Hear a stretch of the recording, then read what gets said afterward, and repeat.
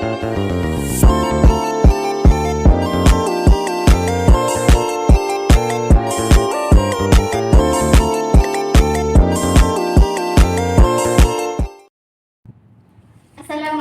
warahmatullahi wabarakatuh. Halo semuanya, perkenalkan nama saya Cici Noviandini dari program studi Bertatris Bahasa Indonesia semester 2. Di sini saya sedang membersamai Ustadz Ahmad Ramzi Lutfillah yang juga merupakan mahasiswa aktif IAIN Madura program studi Ilmu Al-Quran dan Tafsir. Beberapa menit ke depan saya akan membahas seputar pendidikan Islam dan pengaruhnya terhadap peserta didik bersama Ustadz Ramzi. Mungkin perkenalkan terlebih dahulu Ustaz. Ya baik, Assalamualaikum warahmatullahi wabarakatuh. Kan nama saya Ahmad Ramzi Lutfillah, bisa dipanggil Ramzi. Dari saya prodi Ilmu Al-Quran dan Tafsir semester 2. Ya. Kalau boleh tahu, Ustaz pernah mengajar di mana dan sudah berapa tahun? Ya, saya itu ditugas dari Pondok Pesantren Manggolo Bata ke Desa Tamru Lao, tepatnya Tamru Lao. Itu pesantren milik almarhum Kiai Haji Nuruddin Hasbullah yang terkenal sebagai penceramah itu. Nah, saya di sana kurang lebih 2 tahun setengah. Yaitu masuk pengangguran saya ini baru kuliah. Kalau semisal lulus langsung itu aslinya udah semester 6 ya sekarang.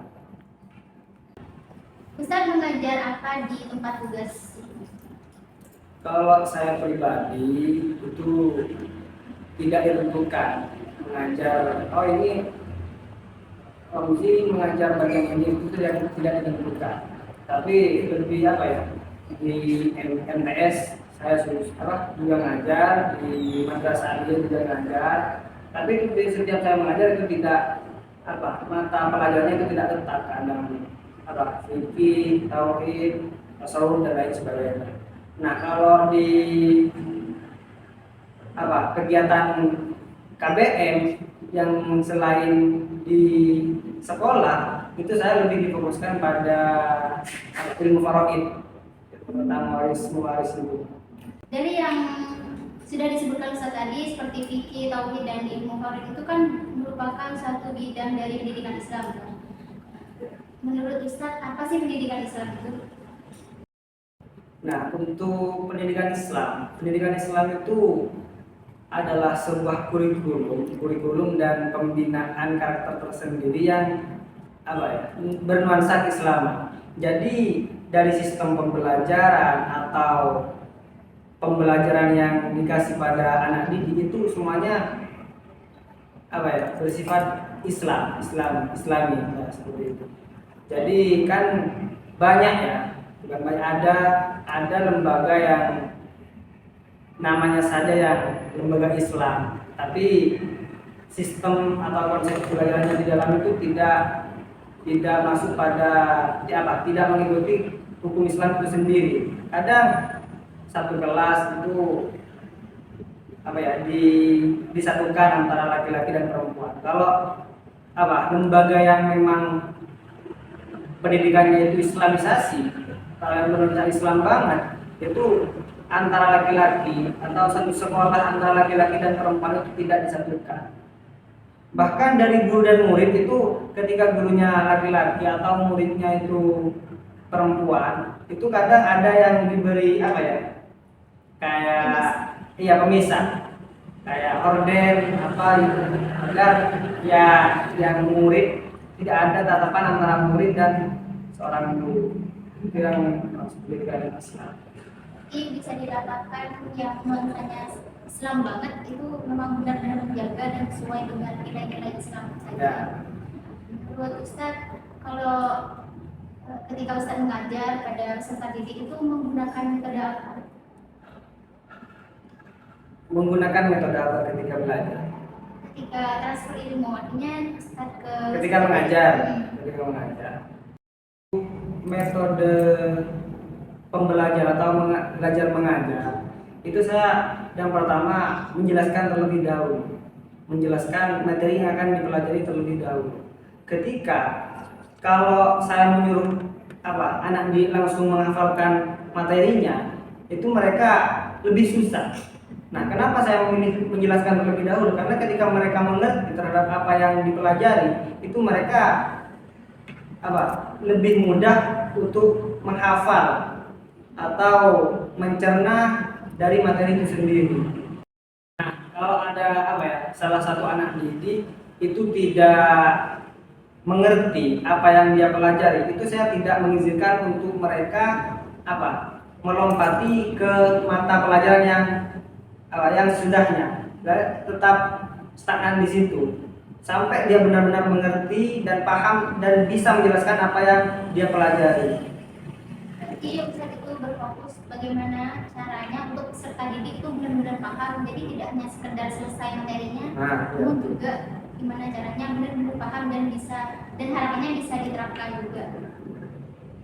Nah, terus kalau mengenai peserta didik, apakah ada tantangan sendiri untuk Ustaz ketika mengajar?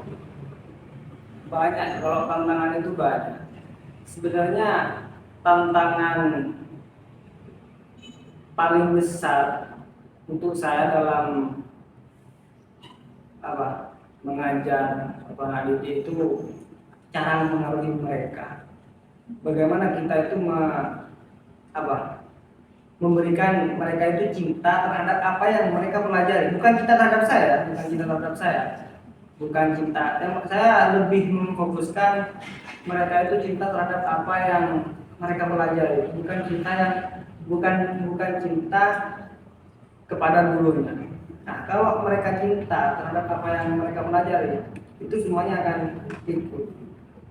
Nah, kalau mereka tidak cinta terhadap apa yang mereka pelajari, itu mau bagaimanapun caranya kita mengayomi mereka, dengan cara apapun kita memotivasi mereka, itu tidak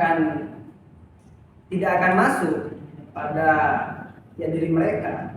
Jadi yang pertama itu lebih ke bagaimana kita memberikan cinta kepada mereka, cinta terhadap apa yang mereka pelajari. Nah, mengenai tantangan tadi, bagaimana ketika ada satu peserta didikan itu memiliki karakter yang berbeda atau latar belakang berbeda, dari keluarganya, itu dari lingkungannya. Bagaimana ketika ada satu peserta didik yang membutuhkan perhatian khusus, itu apa yang harus dilakukan Ustaz?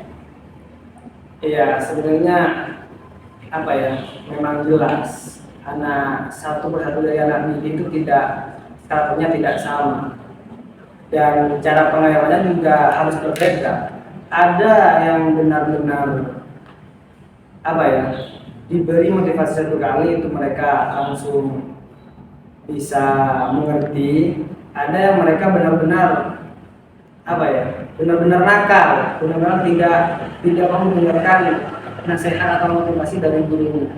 Nah, kalau saya menangani hal tersebut, itu kalau untuk anak didik yang benar-benar benar-benar nakal dan benar-benar tidak bisa diayomi, saya lebih memilih untuk menemani mereka. Maksudnya menemani itu Memberikan perhatian khusus, menggunakan pendekatan emosional kepada mereka, bukan dengan mengeraskan suara atau sampai memukul. Itu tidak bisa kepada mereka. Malah kalau kita mengeraskan suara sampai marah ataupun sampai memukul mereka, itu dia malah lebih parah. Jadi menggunakan pendekatan emosional, bagaimana kita ambil apa yang mereka senangi terlebih dahulu. Oh, ini anak ini maunya gimana, kita ikuti sedikit demi sedikit. Mungkin seperti itu.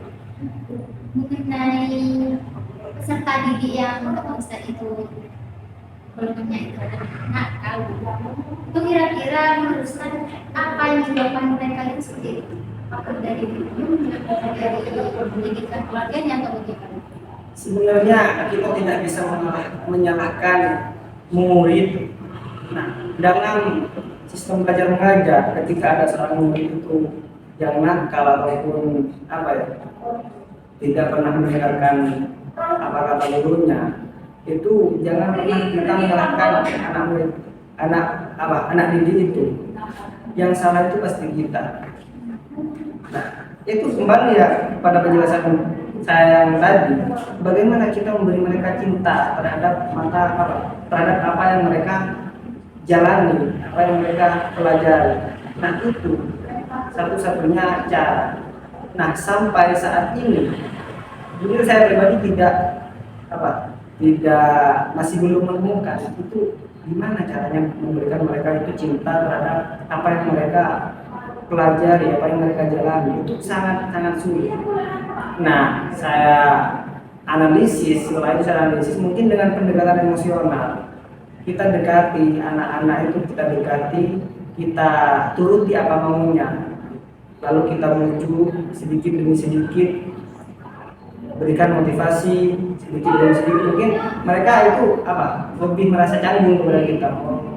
Ini Ustaz sudah peduli sama saya, bisa mungkin bisa membuat mereka sadar. Jadi berbicara mengenai peserta didik yang tentunya berbeda karakter, itu kan juga merujuk pada tujuan dari pendidikan Islam itu kan.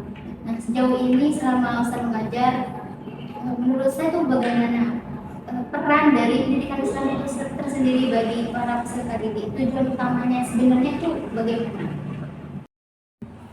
Nah, untuk tujuan adanya pendidikan Islam itu sebenarnya sangat berperan penting bagi kita semua.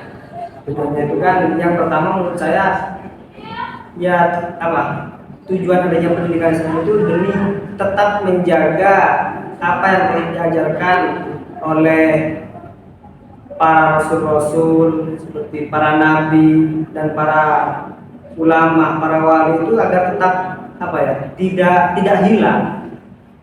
Nilai-nilai keislaman dari dulu sampai sekarang itu tetap kuat, tidak hilang. Nah, dan tujuan lainnya untuk generasi setelah kita ataupun dari kita dan setelah dan seterusnya itu tidak terpengaruh oleh zaman. Nah, melihat zaman pada saat ini kan sangat sudah sangat memengaruhi mereka dari segi pendidikan, apalagi pergaulan, apalagi di kota-kota itu sangat nilai-nilai Islam menurut saya juga bisa dikatakan sudah hilang. Jadi tujuan utamanya ini untuk memperkokoh nilai-nilai keislaman itu sendiri. Nah, pertanyaan terakhir Ustaz, apa harapan Ustaz ke depannya mengenai pendidikan Islam? Nah, harapan saya ke depannya untuk pendidikan Islam ini ya lebih tegak di muka bumi Allah dikala buminya westernisasi kehidupan modern ini. Karena kehidupan pada saat itu kan sangat berpengaruh, jadi ini lebih tegak, lebih kokoh lagi, lebih dikembangkan lagi seperti itu. Jadi memang peran dari pendidikan Islam itu memang sangat penting, apalagi di zaman sekarang. Sangat. Karena sebenarnya antara ilmu umum dan ilmu keislaman itu tidak bertentangan sama sekali ya Ustaz. Tidak, tapi ketika dibandingkan berapa persen ilmu Islam itu dekat, untuk zaman saat ini saya tidak bisa menjawab 100% Islam itu dekat. Tapi intinya ilmu Islam dan ilmu pengetahuan itu harus seimbang. Ilmu Islam, ilmu pengetahuan itu harus seimbang agar tidak ada buta di ilmu pengetahuan itu sendiri.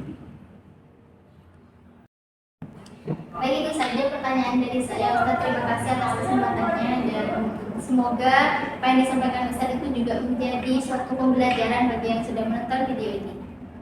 Seperti yang dijelaskan oleh Ustaz Romzi tadi, bahwasannya pendidikan Islam itu memiliki peran sangat penting untuk peserta didik agar mereka dapat menerapkan nilai-nilai Islam pada kehidupannya. Sekian dari saya, kurang lebihnya mohon maaf. Wassalamualaikum warahmatullahi wabarakatuh.